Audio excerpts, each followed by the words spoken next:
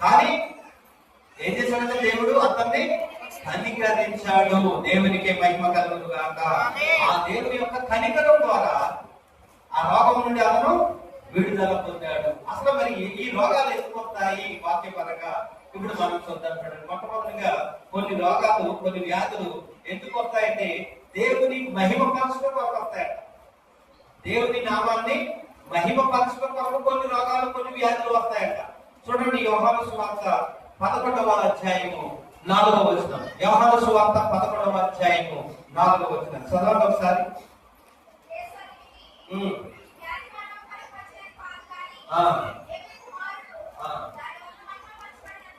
ఈ వ్యాధి ఏమంటాడు? మరణం కొరకు వచ్చినది కాదు, కానీ దేవుని కుమారుడు దాని వలన మహిమ పరచబడవలసి ఉన్నది కాబట్టి ఆ రోగం వచ్చింది. ఇక్కడ స్టోరీ ఏంటంటే మార్తా, మరియా, లాజరు అనేటువంటి ముగ్గురు ఉన్నారు. అక్క చెల్లెలు ఇద్దరు, ఒక తమ్ముడు. వీళ్ళు దేవుడిని మంచిగా ప్రేమించారు, దేవుడు కూడా వారిని ప్రేమించాడు. అయితే వీరు తమ్ముడైనటువంటి లాజరుకి ఏమొచ్చింది?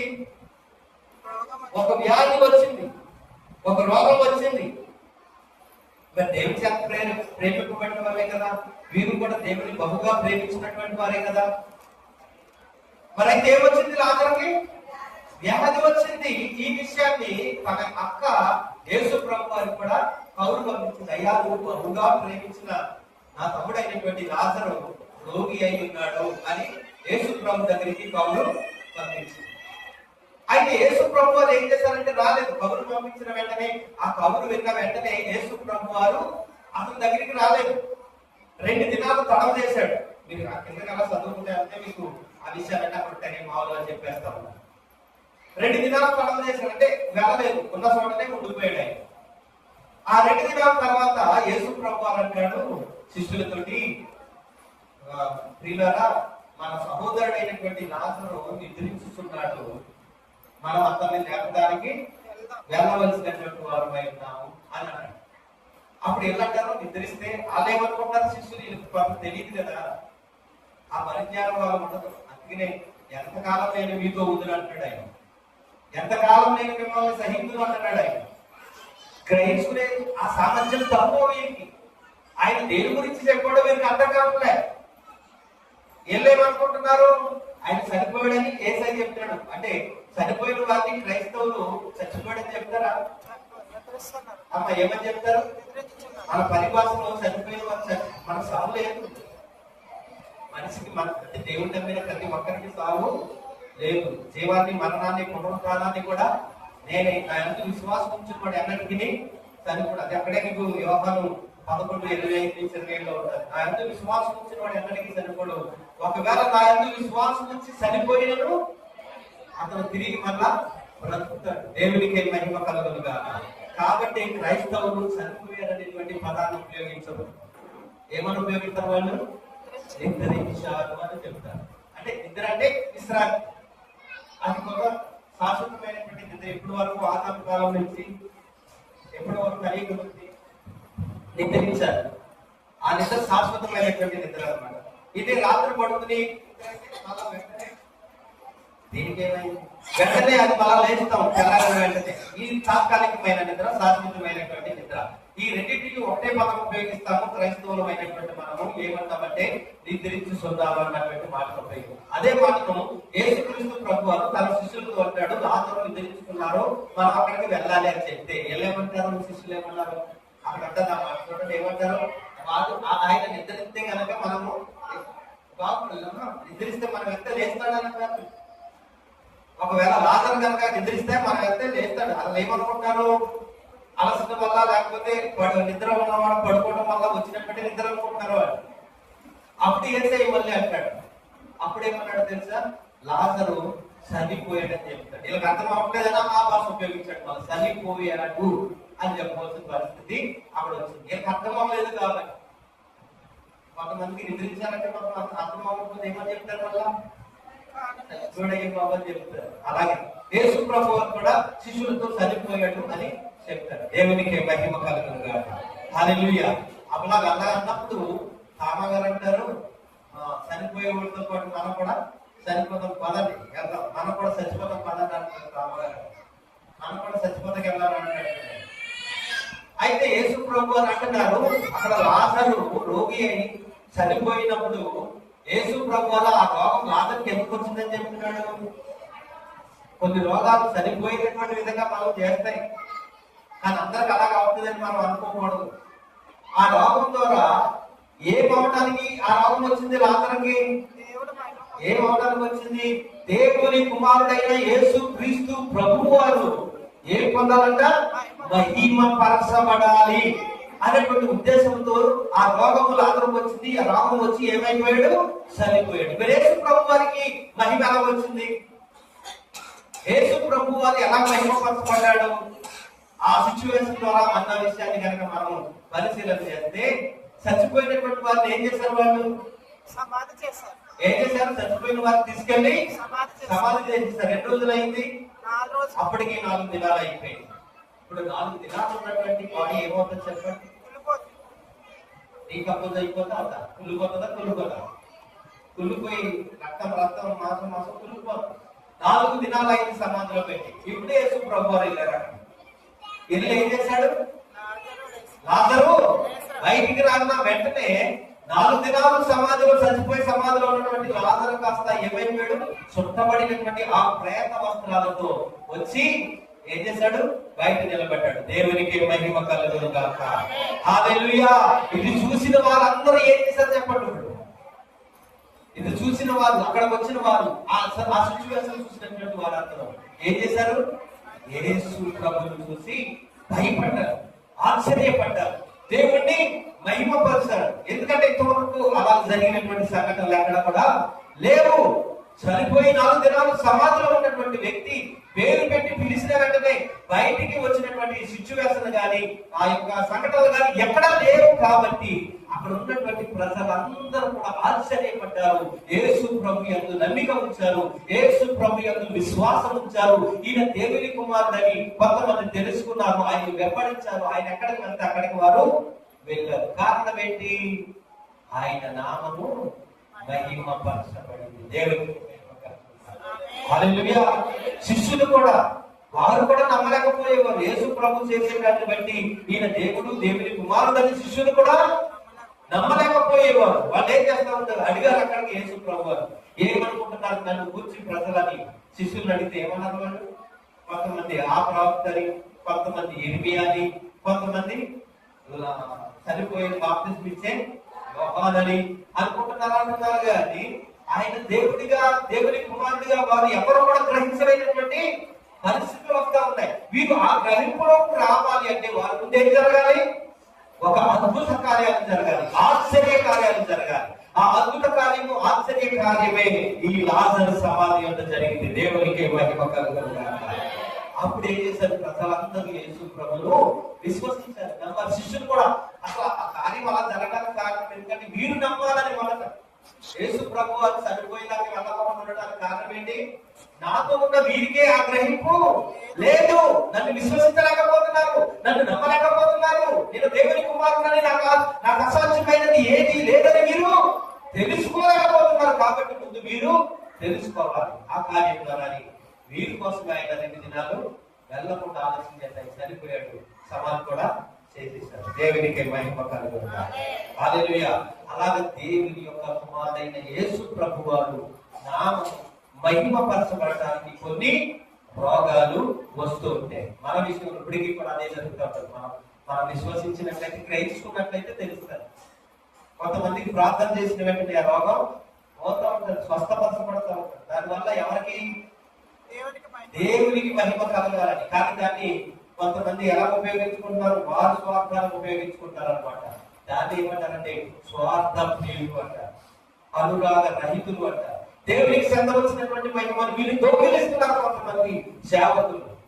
దేవుడు చేస్తాడు కానీ వీరు చేయరు. కానీ ఇంకో వాళ్ళ ముందు మైకెట్టిందో నేను చేస్తే అది జరిగింది, నేను ప్రార్థన చేస్తే ఇది జరిగింది, నేను నేను నేను అనే మాట ఉపయోగిస్తారు. కానీ దేవుడు దేవుడు దేవుడు అన్నటువంటి మాట వారు ఉపయోగించడం లేదు.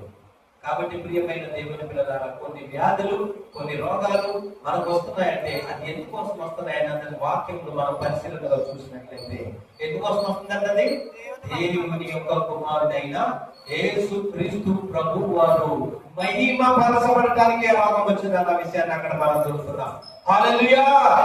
ఇక రెండవదిగా మనం చూసినట్లయితే యోహాను సువార్త 9:3 మనం చూస్తాం. యోహాను సువార్త 9:3 అక్కడ దేవుని క్రియలు బయలుపరచబడటానికి అన్న మాటను అక్కడ మనం ఉపయోగిస్తాం. ఆయన చెప్తా ఉంటాడు, దేవుని క్రియలు బయలుపరచబడటానికి అనుభవం వచ్చిందన్న విషయాన్ని ఆయన చెప్తా ఉంటాడు. యోహాను సువార్త 9:3 చదవండి.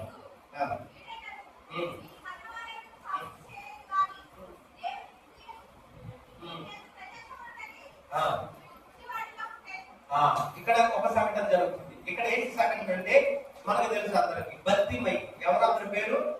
గుడ్డి బత్తిమై. అంటే గుడ్డికి నుంచి కూడా అతను ఏమైపోయాడు?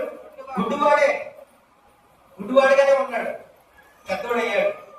అయితే ఈ బత్తిమై పట్ల యేసు ప్రభు రాకుండా వచ్చినప్పుడు ఈ గుడ్డి బత్తిమై యేసు ప్రభు దగ్గరికి పరిగెత్తుకుంటూ వచ్చి ప్రభువా నన్ను కనికరించు, ప్రభువా నన్ను సహాయం చేయి, దావీదు కుమారుడా నన్ను కనికరించు, నన్ను బాగు చేయాలని వస్తా ఉంటాడు. అప్పుడు నీకు ఏం కావాలని నువ్వు కోరుకుంటున్నావు అని అడుగుతాడు. కొంతమంది అయితే ఏం కోరుకుంటారో మరి నాకైతే తెలియదు. మరి అవసరం ఏంటక్కడ? కళ్ళు, డబ్బులు అడగలేదు. అతను ఏం చెప్తా ఉండేవాడు? వీధి పక్కన కూర్చొని ఏం చెప్తా ఉండేవాడు? గుడ్డు బతుకున్నాడు. అమ్మ ఏం చేస్తా ఉండేవాడు? భిక్షం ఎత్తుకుంటే ఉండేవాడు, డబ్బులు అడుగుకుంటే ఉండేవాడు. వారేసే దానివల్ల అతను పోషింపబడుతూ ఉండేవాడు. అదే అతను చేసినటువంటి పని. ఇప్పుడు ఎవరి దగ్గర? సరైన దగ్గరికి వచ్చాడు. ఆయన ఎవరి దగ్గరికి రావాలో ఆయన దగ్గరికే ఆయన వచ్చాడు. ఇప్పుడు గుడ్డు బతిమై వచ్చాడు. అవకాశం దొరుకుతుంది. ఇప్పుడు అవకాశం, గొప్ప అవకాశం ముందుంది. ఇప్పుడు కూడా వచ్చి యేసు ప్రభు దగ్గరికి వచ్చి, ఇదేదో గొప్ప జనసమూహంగా ముందుకు నేను అడిగితే నాకు కొంత బంగారం, కొంత వెండి ఇస్తే నా జీవితం తెల్లారిపోతే ఈ రీతిగా నా కుటుంబం బతుకొచ్చాను అనుకోలేదు. నాకు డబ్బు కావాలి. యేసు ప్రభు గారు అడిగారు, నీకేం కావాలంటే నాకు డబ్బు కావాలి. అందరిని ఏమడిగాడు? డబ్బులు అడిగేవాడు, భిక్షం అడిగేవాడు, ధర్మం అడిగేవాడు. కానీ యేసయ్య దగ్గరికి వచ్చి ఏమడుగుతున్నాడు? నాకు చూపు కావాలి, కళ్ళు కావాలి. దేవునికి మహిమ కలుగునుగా. మనకు కూడా కొన్ని పర్యాయాలు ఎవరిని ఏం అడగాలో తెలియదు. దేవుని దగ్గరకు వచ్చి ఏమడుగుతున్నప్పుడు నాకు సైకిల్ కావాలి, స్కూటర్ కావాలి, బైక్ కావాలని అడుగుతున్నామా? నాకు ఇల్లు కావాలి, పెళ్లి కావాలి, చదువు కావాలని అడుగుతున్నామా? మనం అడిగేయదయ్యే. దేవుని దగ్గరకు వచ్చి మనం అడిగేయన్నీ కూడా అయ్యే. కానీ ఏది గొప్పవో, ఏది ఖ్యాతికరమో, ఏది మాన్యమైనవో, ఏది మనోహరమైనవో మనం దేవుని అడగం. అవి కంటికి కనిపించేవి కాదు, చెవికి వినిపించేవి కాదు, హృదయానికి గోచరమైనటువంటి అవి మనం అడగం. ఇవే అడుగుతా ఉంటాం. ఈ థింగ్స్ అన్ని అడుగుతా ఉంటాం. ఇక్కడ గుడ్డి బతిమై యేసు ప్రభు దగ్గరికి వచ్చినప్పుడు ఏం కావాలన్నాడు? నాకు కళ్ళు కావాలి, చూపు కావాలి. దేవునికి మహిమ కలుగునుగాక. అప్పటికి అడుకోవాల్సిన అవసరం మాత్రం ఉంటుందా? ఎవరన్నా శరీరాన్ని ధర్మడుకోవాల్సిన అవసరం మాత్రం ఉండదు. కళ్ళు ఉంటే ఈ కళ్ళు లెక్క కదా, ఏ పని చేయలేక కదా అడుక్కునేది. కాబట్టి ఈ స్థితి నుంచి, ఈ గతి నుంచి నేను తప్పింపబడాలి, నేను విడిపింపబడాలి. ఈ వస్త్రం తీసి అప్పలు పడేశాడు. తన దగ్గర ఉన్న బొచ్చు పడేశాడు, తన దగ్గర ఉన్న కర్ర పడేశాడు. కర్ర గుడ్డి వారి దగ్గర ఏముంటది? కర్రే కదా. ముందు వెళ్ళేదప్పుడు కర్రతో వాళ్ళు దాన్ని తడిపి వెళ్తారు. కర్రతో తడిపి వెళ్ళకపోతే ఏమవుతుందో చెప్పండి. ఒంటుంటే ఒంట్లో పడిపోతారు. కాబట్టి గుడ్డి వారి దగ్గర కర్ర ఉంటుంది ప్రతి ఒక్కరు. అంటే మామూలు డబ్బులు లేని మామూలు కర్ర ఉండదు, డబ్బులు వాళ్ళు స్టిక్ ఉంటది కదా, అదో స్టిక్ కొనుక్కుంటా అది ఉంటుంది. దేవునికి మహిమ కలుగునుగాక. హల్లెలూయా. అయితే అడిగినప్పుడు చుట్టుపక్కల ఉన్నటువంటి వారు యేసు ప్రభువుని అడుగుతున్నారు. ఏమడుగుతున్నారంటే, ఈ రోగం వీడికి, అంటే ఏ తరం? ఈ గుడ్డితనం వీడికి ఎలా వచ్చింది? వీడు తల్లిదండ్రులు చేసిన పాపమా, వీడు చేసినటువంటి పాపమా అని అడుగుతున్నారు యేసు ప్రభువు. ఉంటుంది అక్కడ, మీరు చదవగలమా?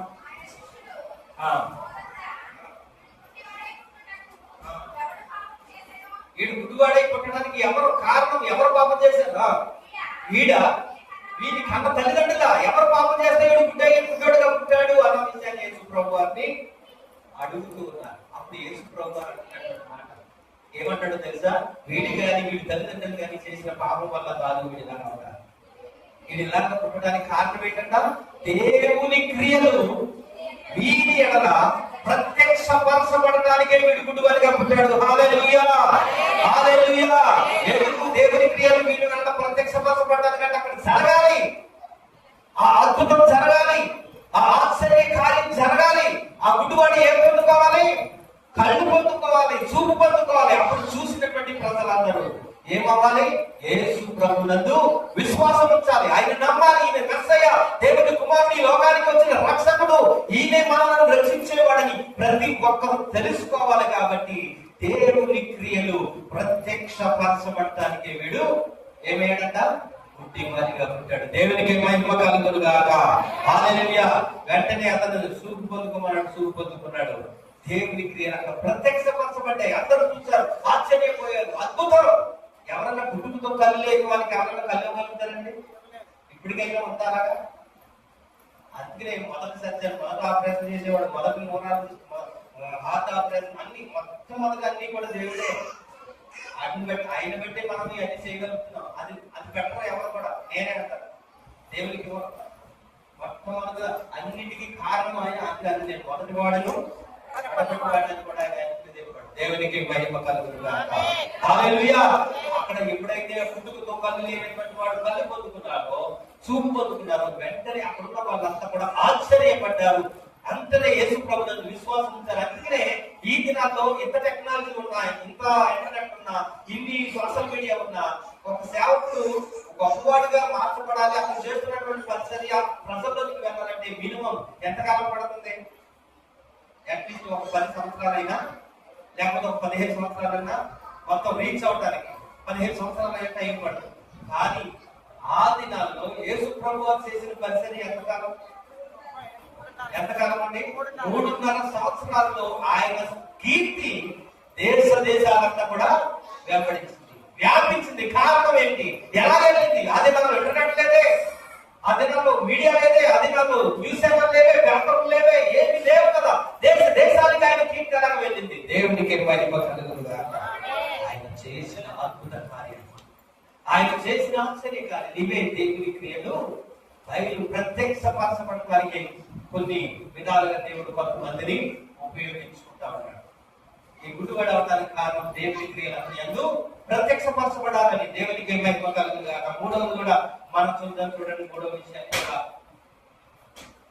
రెండవ కొరింథీయులకు రాసినటువంటి పత్రిక, అపోస్తలుడైన పౌలు కొరింథీయులకు రాసిన రెండవ పత్రిక 12వ అధ్యాయం 7వ వచనంలో, ఇది చెప్పి నేను ముగిస్తాను, ఎందుకంటే టైం అవుతుంది, మళ్ళీ మనం ప్రభు భోజనం తీసుకోవాలి. కాబట్టి ఈ వాక్యంతో నేను ముగిస్తాను. మిగిలిన బ్యాలెన్స్ వచ్చేవారు మనం ధ్యానిద్దాం. దేవునికి మహిమ కలుగును గాక. ఇక్కడ అపోస్తలుడైనటువంటి పౌలు చెప్తున్నటువంటి మాట అన్నమాట. ఏమంటాడంటే, నాకు కలిగిన ప్రత్యక్షతలు బహు విశేషముగా ఉన్నందున నేను అత్యధికముగా హెచ్చుకోకుండా ఉండునట్లు నిమిత్తము నా శరీరములో ఒక ముళ్ళు నేను అత్యధికముగా హెచ్చుకోకుండా నిమిత్తము నన్ను నలుగొట్టుటకు సాతాను యొక్క దూతగా ఉంచబడెను. నా శరీరంలో ఒక ముళ్ళును ఏం చేసిన దేవుడు ఎలా ఉంచాడంటే హెచ్చుకోకుండా ఉండినట్టుగా. కట్టాలు కొట్టుకుంటా ఉంటారు చాలా మంది, కాలరాగేసుకుంటా తిరుగుతూ ఉంటారు కొంతమంది. నాతో గొప్పోళ్ళు లేడు అన్నట్టుగా ఆ గుండెలు బట్టి తిరుగుతూ ఉంటారు. పక్కన గవర్నమెంట్ పడిపోతారు. ఇక్కడ నాకు కనపడాలి, నా బాడీ ప్రతాపం చూడాలన్నట్టుగా కొంతమంది ఉంటారు. మరి దేవుడు అంటున్నాడు ఇక్కడ, పౌలే అంటున్నాడు ఇక్కడ, ఏమంటాడంట? నేను హెచ్చుకోకుండా ఉండునట్లు సాతాను యొక్క దూతగా దేవుడు నాలో ఒక ముళ్ళు పెట్టాడు. దానివల్ల ఏమవుతుందంటే ఆ పౌలకి ఆ ముళ్ళు పుచ్చుకుంటా ఉంటున్నారు. అది తనకి ఏమన్నా ఒక నేను అన్న మాట కనుక అందులోంచి రావాలనుకునేసరికల్లా ఆ ముళ్ళు ఏమవుతుంది? పౌల్ని పుచ్చుతూ ఉంది. కాబట్టి ఏమన్నాడంటే, నాట్ ఐ బట్ క్రైస్ట్ అన్నాడు పౌలు. అన్నాడు, నేను కాదు, నాలో ఉన్న క్రీస్తే, నా యొక్క క్రీస్తు అన్న మాట ఉపయోగించాడు పౌలు. మరి ఇప్పుడున్న వాళ్ళు ఏమంటారు? నాట్ క్రీస్తు, అయామ్ అంటారు ఉన్న వాళ్ళు అంటారు. దేవుడు నేనే చేస్తున్నాను, నేనే, నా ద్వారా నీ కార్యం, నా ద్వారానే, నా ప్రాంతం ద్వారా నేనే చేయగలుగుతున్నాను, ఇది నా మహిమ, ఇది నేను చేస్తున్నది అంటారు. కానీ